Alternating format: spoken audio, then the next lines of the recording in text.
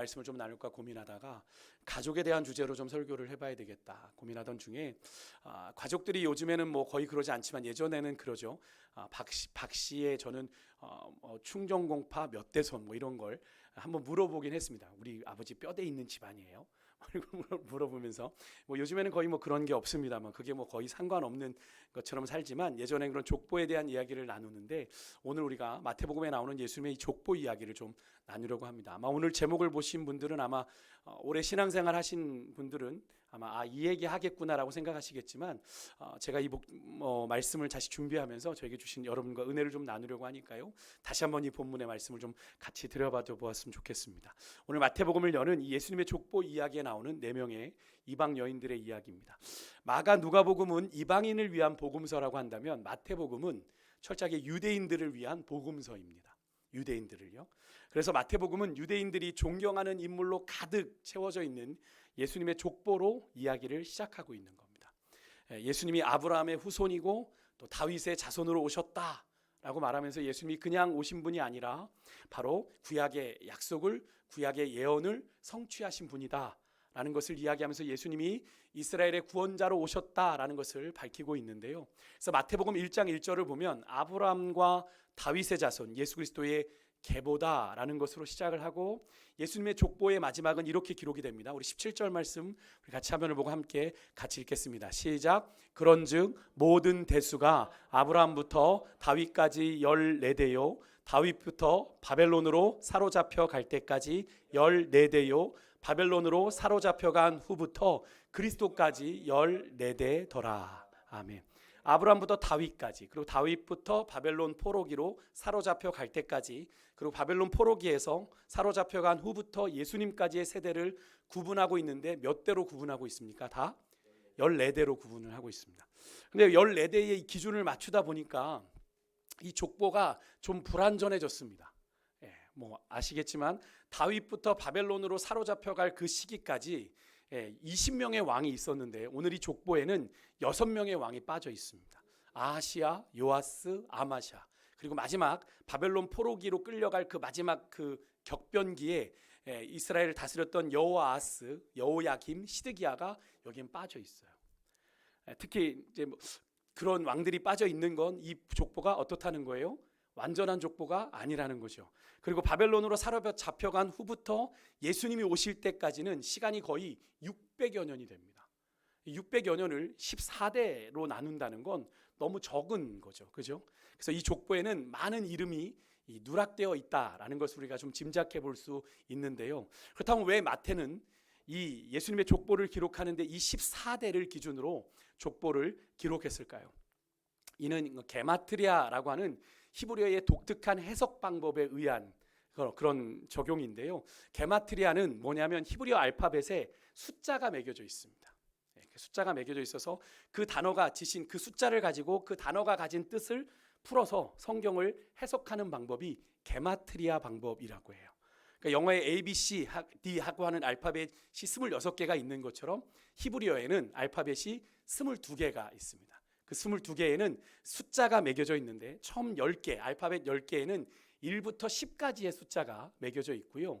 그 다음 8개 알파벳에는 10을 간격으로 20, 30, 40 그리고 90까지의 숫자가 매겨져 있고 나머지 4개의 알파벳에는 100, 200, 300, 400의 숫자가 매겨져 있습니다. 그러니까 예를 들면 창세기 28장 12절에 야곱이 꿈에서 뭘 보죠? 무슨 꿈을 꾸죠? 사닥다리 꿈을 꿉니다. 그죠? 사닥다리가 땅에서 하늘로 뻗어 있는 것을 보았다라는 구절이 거기에 나오는데 여기에 사닥다리가 하나 넘겨주시면 술람이라고 하는 히브리어로 되어 있습니다. 그러니까 이 단어를 게마트리아 해석 방법으로 해보면 이 밑에 이제 히브리어 술람이 저렇게 쓰여 있는데 히브리어는 저쪽에서 이렇게 읽습니다. 우리는 이렇게 읽죠. 히브리어는 반대로 이렇게 있습니다. 그래서 이 자음이 3개가 있는데 이게 60, 30, 40입니다. 이거 뭐 히브리어의 몇 번째 순서입니다. 이거 설명드리면 오늘 설교 한 시간 해야 되니까 그냥 그렇게만 아시면 이게 60이에요. 그렇게 아시면 돼요. 60, 30, 40을 더하면 얼마입니까? 130입니다. 그죠? 그 밑에 이제 신의 산이 나오는데 신의 산을 헬라 히브리어로 시나이 이럽니다. 시나이 반도 이렇게 부르기도 하잖아요. 시나이라고 하는 이 단어가 밑에 보면 시나이 이게 같은 단어가 중간에 이렇게 껴 있는 거 보이십니까? 동그라미하고 니은 비슷한 거 옆에 이렇게 중간에. 그래서 이것은 60, 10, 50, 10입니다. 이 숫자가, 이 자음들이. 그래서 이거 더하면 얼마입니까? 130입니다. 그죠? 그래서 성서학자들은 이 게마트리아 해석 방법을 적용해서 시내산에서 받은 하나님의 율법, 하나님의 말씀이 인간이 하나님에게 이르는 방법, 즉 사닥다리다, 이렇게 해석을 하는 겁니다. 좀 이해가 좀 되시나요?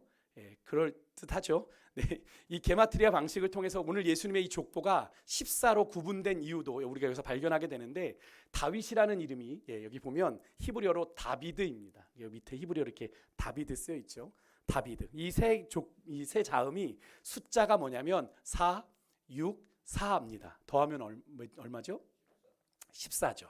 그러니까 결국 마태복음에서 예수님의 족보를 14로 나눈 데는 이유가 뭐냐면 예수님이 누구의 후손인 것을 강조하려는 거다.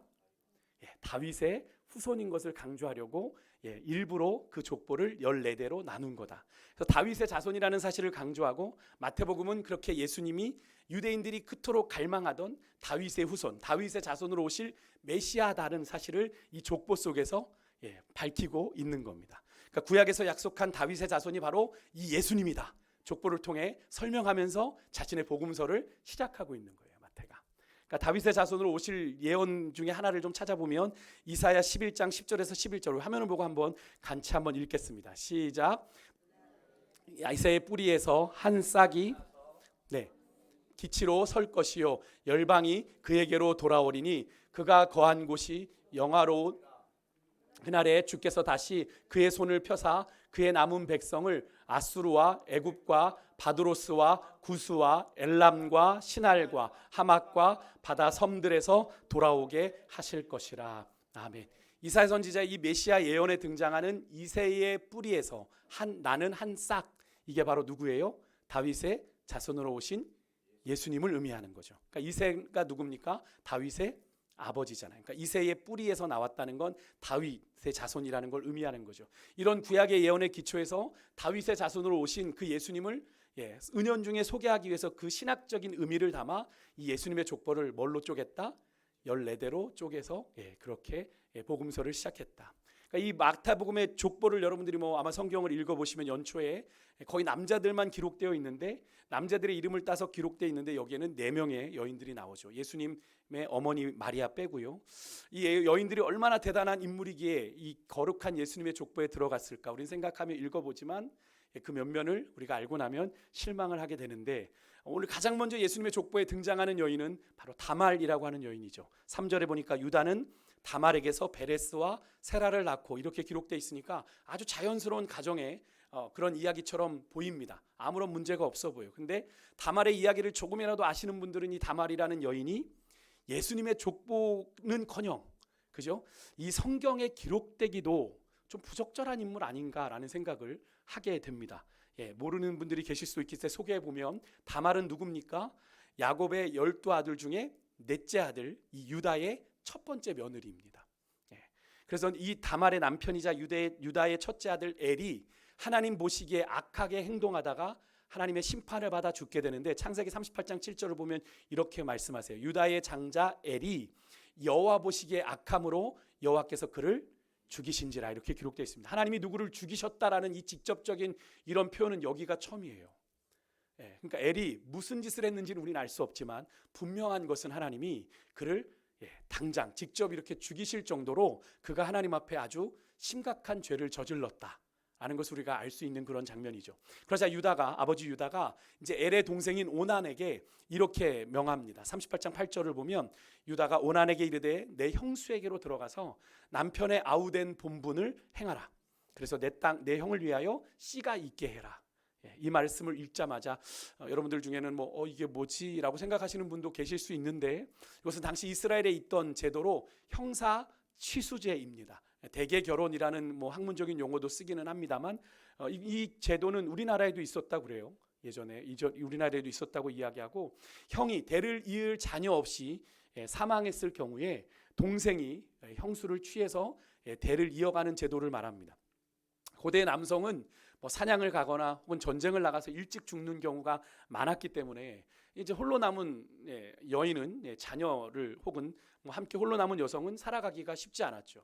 지금이야 뭐 사회적인 활동이 여성들에게 많아졌지만 그 당시는 사회적인 활동이 극도로 제한된 상황이니까 불가능했습니다. 그래서 죽은 사람의 씨를 보존하고 또 힘없는 이런 여성들을 보존하기 위해서 만들어진 제도가 형사취수제인데요. 이 제도의 특징은 남동생이 형수를 위하여 자녀를 낳게 되면 그 자녀는 자기 자녀가 되는 게 아니라 누구의 자녀가 돼요? 죽은 형의 자녀가 됩니다. 입양이 돼요. 그러니까 그래서 그 자녀가 아버지의 상속권, 그러니까 그 아버지 장자였던 그 아버지의 상속권을 그대로 승계받게 됩니다. 그러니까 이 제도는 기록에 의하면 예수님 때까지도 이어졌죠. 우리가 신약에 오면 마태복음 22장에 부활이 없다라고 주장하는 사두개파 사람들이 예수님께 와서 뭘 묻습니까? 모세가 이렇게 하라고 했는데 나중에 부활하면 도대체 이 부인은 누구의 아내가 됩니까? 라고 묻잖아요. 형이 죽고 또 죽고 또 죽고 또 죽고 그래서 계속 형수를 책임졌는데 그럼 이 부인은 누구의 아내가 됩니까? 예수님께서 부활에는 장가도 아니가고 시집도 아니간다 말씀을 하셨던 본문을 통해서 우리가 알 수 있죠. 어쨌든 아버지 유다의 말대로 할 경우에 지금 이 둘째 오난의 입장에서는 이 형수를 취하는 게 형사취수제가 그에게 유익합니까? 유익하지 않습니까? 유익하지 않습니다. 그죠? 자녀를 낳아도 자신의 족보에 이름을 올리지도 못하고 그 자녀에게 뭐가 넘어가요? 형 엘의 장자권이 넘어가요. 장자권이라는 게 만만히 볼 게 아니잖아요. 아버지의 유산을 상속받는데 적잖은 손해를 보게 되는 겁니다. 자녀가 셋이었다가 둘이 되었으니까 이제 오난이 이제 장자권을 물려받게 되고 자신이 받을 유산이 많아졌는데 마지가 죽어서 지금 자신이 마지가 됐는데 근데 지금 다른 자녀들에 비해서 2배의 유산을 장자들이 받지 않습니까? 얼씨구나. 오난은 이제 속으로 그런 생각을 품었을 텐데 지금 죽은 형의 자식이 불쑥 태어나게 되면 그가 장자의 역할을 가져가게 되고 자신의 유산은 다시 줄어들게 되는 거잖아요. 그러니까 오난이 형수가 임신을 하지 못하도록 같이 밤을 보냈지만 땅에 설정을 하게 되는 겁니다. 38장 9절에 보면 오난이 그 씨가 자기 것이 되지 않을 줄 알므로 형수에게 들어갔을 때에 그의 형에게 씨를 주지 아니하려고 땅에 설정하매. 자신의 이익을 위해서 손해보기 싫어서 이 오난은 불쌍한 형수 돕기를 거절한 거죠. 그래서 이런 오난의 행위가 하나님 보시기에 악했다라고 성경은 이야기하고 그 결과로 오난도 하나님의 심판을 받아 죽게 돼요. 유다 입장에서는 지금 이 다말이 어떤 여인입니까? 아들 잡아먹는 그런 며느리인 겁니다. 그렇게 오난이 죽고 난 뒤에 유다에게는 한 명의 아들이 남았는데 셀라가 남아요. 이제 셀라가 형사취수제를 해야 되는데 이 유다는 셀라마저 잃을까봐 이 다말에게 이런 핑계를 대요. 이 셀라가 아직 어리니까 장성회까지 기다려라. 그런데 여기서 기다리지 말고 너 친정 가서 기다려라. 이게 상당히 다말에게는 수치스러운 요구입니다. 왜냐하면 그렇게 남편이 죽은 경우 그 시댁에서 이 며느리를 책임져야 되거든요. 근데 친정으로 돌아가 있어라라는 건 다말에게 상당히 수치스러운 요구예요.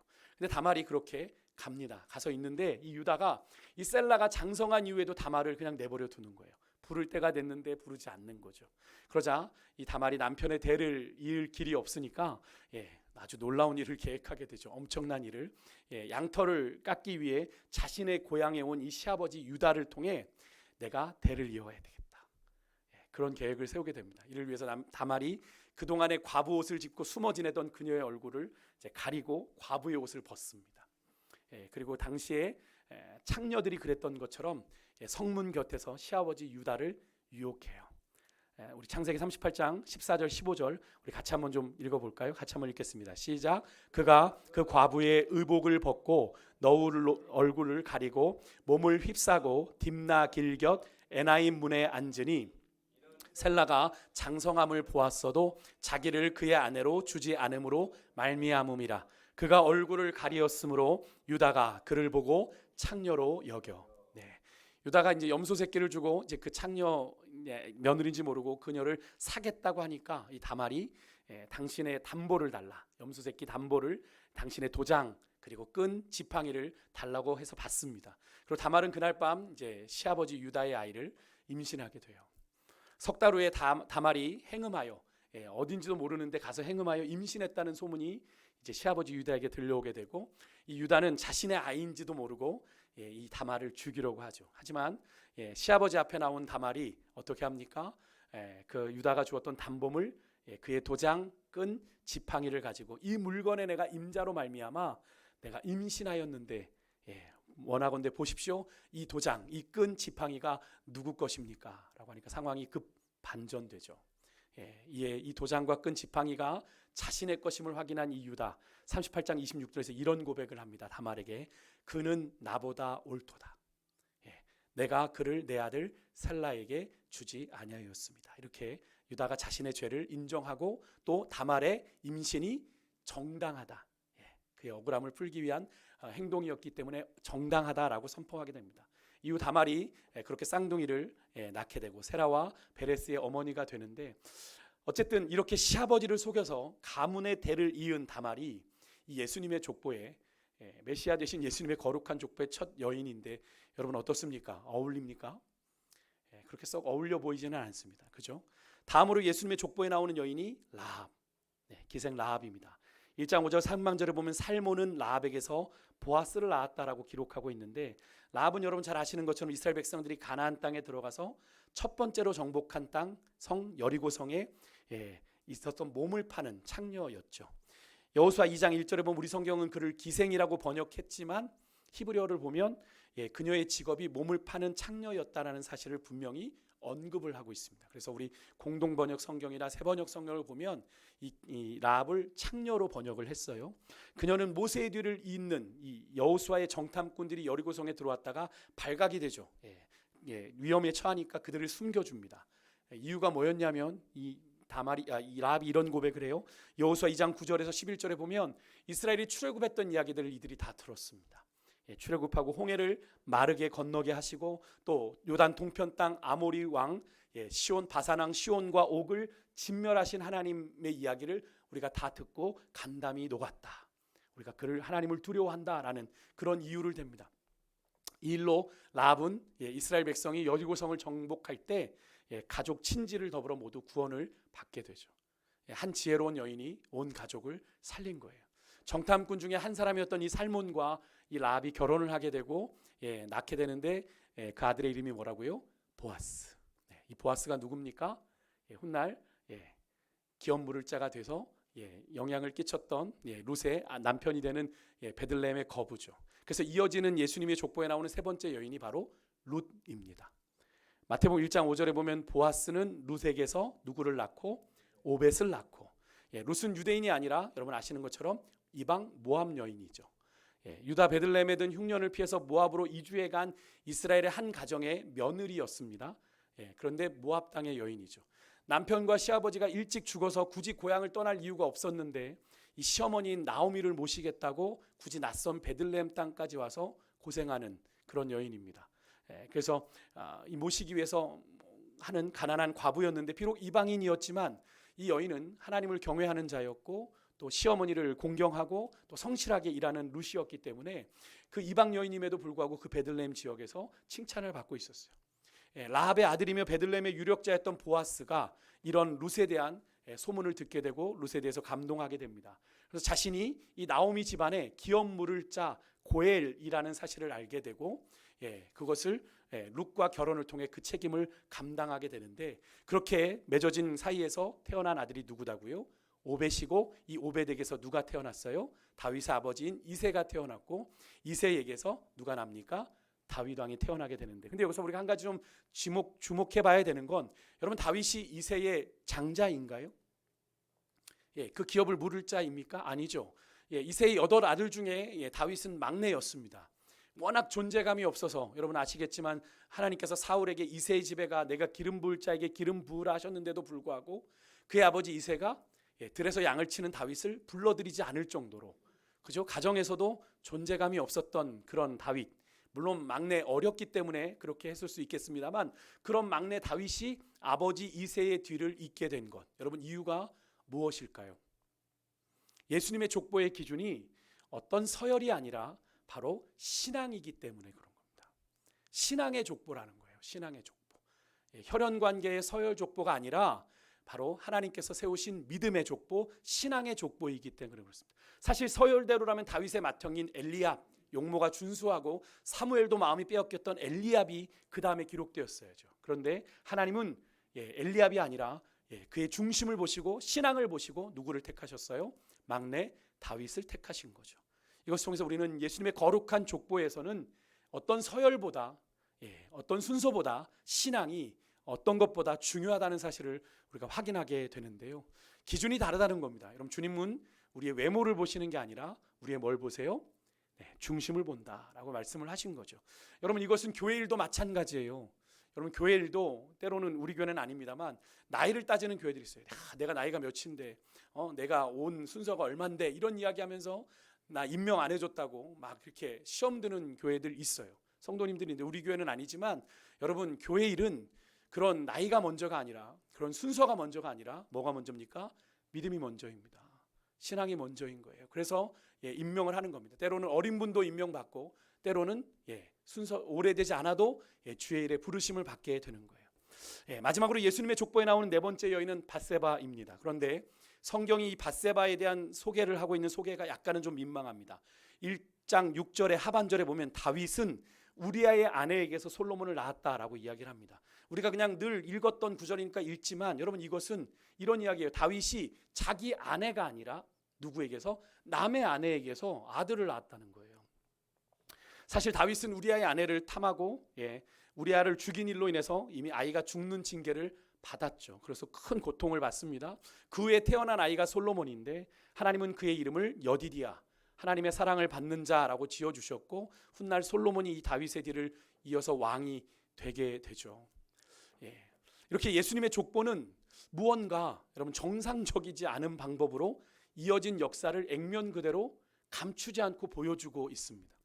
일반적으로 훌륭한 사람의 족보를 기록할 때 호적에서 파낸다고 얘기할 때 막 부끄러운 일을 하거나 수치스러운 일을 했을 때 가문에 먹칠을 했을 때 호적에서 판단 이야기를 하는데 일반적으로 훌륭한 사람의 족보에는 그를 높이 추앙하고 기리기 위해서 훌륭한 사람들의 이야기를 나열하는 것이 맞는데 오늘 이 예수님의 메시아 되신 예수님의 거룩한 족보에는 유대인들의 아주 자랑스러운 조상들이 있지 않습니까? 사라도 있고 리브가도 있고 라헬도 있고 정상적으로 그렇게 하나님의 역사를 경험하고 기적을 경험했던 그런 여인들 대신에 예수님의 거룩한 족보에 전혀 어울리지 않는 이 네 명의 이방 여인들이 그것도 정상적인 결혼 생활이 아니라 전혀 다른 방법으로 대를 이은 여인들의 이야기를 그대로 담아내고 있다라는 사실이에요.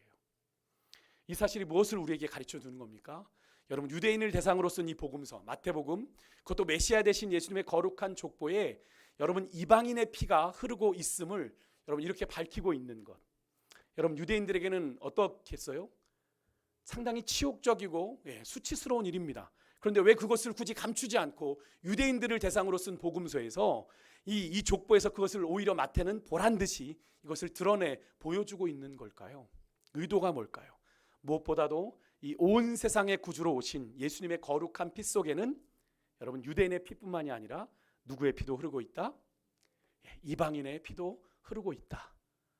혈연적인 관계에서는 이방인의 피도 흐르고 있다. 그러니까 예수님께서는 유대인만의 구주로 오신 게 아니라 유대인들은 그렇게 생각하지만 그것이 아니라 이방인을 위한 구주도 되신다는 사실을 이 족보 속에서 분명히 드러내 보여주고 계신 거죠. 그래서 1절에 예수님의 족보를 시작하면서 여러분 다윗의 자손 예수 그리스도의 계보다라고 얘기하지 않고 아브라함을 같이 언급하는 겁니다. 아브라함과 다윗의 자손으로 오신 예수님을 소개하고 있는 거죠.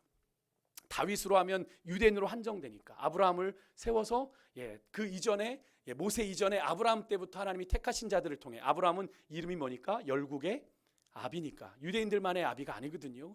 그를 통해 이 땅에 오신 예수님이 온 인류를 위한 구원자이신 것을 드러내 보여준 겁니다. 그래서 예수님은 이 유대적인 또 혈통적인 이 이스라엘이라고 하는 지역적인 한계를 넘어서서 모든 믿는 자의 구주가 되신다라는 사실을 가르쳐주기 위해서 이 족보를 이렇게 기록했던 겁니다. 그래서 우리가 요한복음 1장 12절 13절에 보면 이렇게 말씀하고 있는 거죠. 같이 한번 좀 읽겠습니다. 같이 읽습니다. 시작.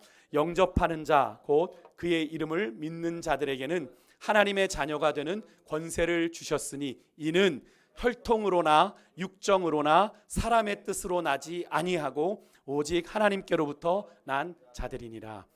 아멘. 하나님의 자녀가 되는 권세는 혈통이나 육체적인 욕망이나 사람의 뜻이 아니라 하나님께로부터 나는 거다. 분명히 말씀하고 계십니다. 여러분 믿으십니까?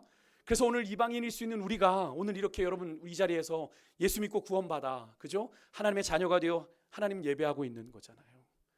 우리도 이 기준 아니면 우리도 구원받을 수 없는 그런 존재들인데, 이 예수님의 족보를 통해 우리 또한 예수 그리스도의 그 피가 우리에게 그 보혈의 능력이 우리 가운데 임해서 이렇게 구원받아 예배하고 있는 거죠.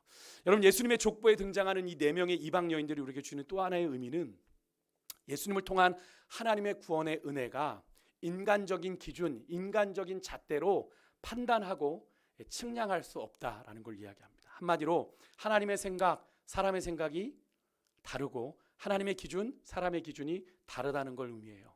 사람은 성실하고 능력 있는 자를 선택하지만 하나님은 부족하고 연약하지만 누구를 통해 일하십니까? 믿음 있는 자들을 통해서 일하십니다. 하나님은 믿음 있는 자들을 통해서 일하세요. 여러분, 다말은요, 시아버지 유다와 간음해서 아이를 낳은 근친상간이라고 하는 어쩌면 추악한 죄를 지은 죄인입니다. 라합은 아까도 말씀드렸죠, 가나안 여리고성의 창녀였습니다. 밧세바 역시 다윗과 간음하고 결국 그의 남편 우리아를 죽게 만든 여인이죠.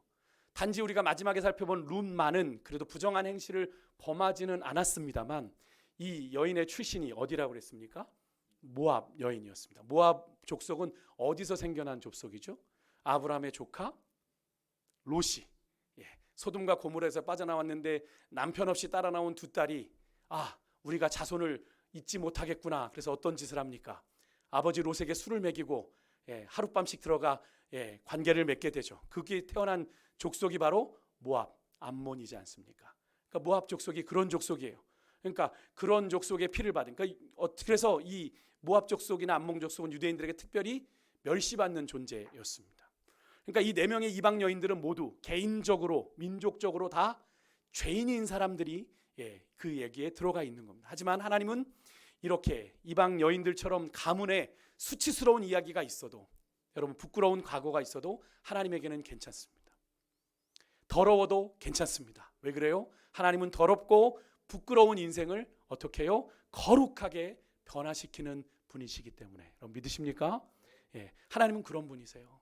사실 오늘 예배하고 있는 우리도 오늘 살펴본 이 이방 여인들, 우리는 혀를 끌끌 차면서 어떻게 저런 여인들이 저런 예수님의 족보에 들어가 있어 라고 생각하지만, 여기 중에 누가 그 여인들을 향해 감히 돌을 던질 수 있는 자가 있습니까? 예수님께서 우리에게 그렇게 말씀하실 거예요. 너희 중에 죄 없는 자가 돌로 쳐라. 누가 치실 겁니까? 우리도 똑같죠. 그들과 다르지 않습니다. 근데 그런 연약한 우리로 하나님은 오늘 이 시대에 여러분 우리 같은 그런 이방 여인들처럼 부족한 우리로 예수님의 이야기를 쓰는 인생이 되도록 만드시고자 여러분과 저를 이 자리에 부르신 줄 믿습니다. 말 못한 사연이 있는 사람 들어서 하나님은 거룩한 당신의 이야기를 만드시려고, 거룩한 족보를 만드시려고 오늘 여러분을 이 자리에 부르신 거예요. 믿으십니까? 그래서 주님 앞에는 연약해도 괜찮고 부족해도 괜찮고 능력 없어도 괜찮습니다. 왜요? 하나님은 믿음 있으면 사용하세요. 그래서 그 D.L. 무디 같은 무식한 구두선공을 통해, 그래서 그 맞춤법도 틀리는 그를 통해 영국의 옥스포드에 가서 그 설교를 통해 수많은 사람들이 회심하고 돌아오게 만들었던 것 아닙니까? 누가 하신 일이에요? 하나님이 하신 일이잖아요. 여러분들 가운데 누구에게 말하지 못하지만 혹시라도 여러분 이번 구정 명절을 보내면서 부끄러운 가족사를 여러분 마주하신 분들 계십니까? 혹시 또 가정에 안 좋은 형편으로 스스로의 삶을 비관하고 또 자조하고 계신 분 혹시 없으십니까? 왜 우리 가문은 이러지? 왜 우리 가정은 이러지? 왜 남들처럼 그렇게 못하지? 그렇게 생각하며 스스로 인생을, 또 그런 가정을 부끄러워하며 나의 현재 모습을, 내가 이런 가정에서 태어나서, 내가 이런 가문에서 태어나서 내가 이런 거야 라고 그렇게 원망하고 불평하고 계신 분 혹시 계시지 않으십니까? 여러분 그러지 마십시오. 예수님의 족보도 마냥 깨끗하지만은 않았지만, 여러분 하나님은 그런 거룩하지 못한 족보를 통해서도 당신의 거룩한 뜻을 이루는데 전혀 어려움이 없으셨고, 여러분 오히려 더 풍성한 은혜가 고백되게 하셨습니다. 여러분 그것이 하나님의 방법이죠. 우리의 가정 형편 배경이 우리 인생에 전혀 문제가 될 수 없습니다. 왜 그렇습니까? 우리가 주님 만나기 전엔 그럴 수 있어요. 근데 우리가 주님 만난 후부터 우리는 어떤 존재가 되었기 때문에, 새로운 피조물이 되었기 때문에, 이전 것은 지나갔으나 보라 새 것이 되었도다. 더 이상 과거에 우리는 얽매일 필요가 없는 거죠. 왜요? 우리가 주님 안에서 우리는 그런 부정적인 과거의 그런 가정의 아픈 기억 속에서 우리는 해방되었기 때문에, 믿으십니까? 그런 가문의 뿌리에서 우리는 해방되었기 때문에 우리는 주님 안에서 새로운 소망을 붙잡고 다시 한번 주님의 부르심을 향해 달려갈 수 있는 줄 믿습니다. 여러분, 더 이상 우리 가정은 왜 이래? 가문이 이래서 그래. 내 가정 형편이 이래서 그래 라는 것으로 여러분의 삶을 스스로 그렇게 비하하거나 포기하지 마시고, 여러분 그런 삶의 현장에서도 새 일을 행하실 하나님을 기대하는 가운데 여러분의 가정이, 여러분의 그런 믿음의 결단과 헌신으로 여러분의 인생이 믿음의 명품 인생, 믿음의 명문가의 기틀을 세워가는 그런 아름다운 시작이 여러분들에게 있어지시기를 주의 이름으로 축복합니다. 하나님은 하실 수 있습니다.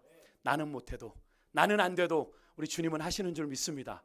이 더러운 족보에도 하나님은 메시아 예수 그리스도를 태어나게 하셨습니다. 이것이 하나님이 일하시는 방법이에요. 이제 구정연휴 하루 남았습니다. 여러분들 어떤 시간들을 보내셨는지 모르지만 마지막까지 아름답게 화해하고 또 화목하고 우애하시는 가운데 아름다운 가정을 세워가시는 그런 아름다운 썩어지는 미랄 되시기를 주의 이름으로 축복합니다. 우리 아까 불렀던 찬양인데요, 그래서 제가 오늘 이 찬양을 그래서 고른 겁니다. 그럼에도 불구하고라는 찬양. 마음속에 어려움이 있을 때, 마음속에 어려움이 있을 때, 여러분 안에 마음속에 여러분 번민, 고민, 갈등, 어떤 여러 가지 명절을 보내시면서 여러분의 마음에 많은 감정들이 있으셨을 거예요. 원하지 않았던 생채기가 생긴 분도 있을 것이고, 원하지 않았던 상처를 받으신 분들도 있으실 텐데, 그래서 차마 내가 주님 앞에 나올 수 있을까? 내 안에 더 어려운 게 너무나 많은데, 여러분 그럼에도 주님이 우리에게 먼저 오셔서 우리 마음을 먼저 만지시고 우리를 먼저 안으셨다라고 하는 이 고백의 찬양이 여러분과 저의 그런 고백이길 소망하고, 우리가 우리의 마음을 그렇게 하나님 앞에 통회하고 자복하는 마음으로 이 찬양 함께 부르며 나아가겠습니다.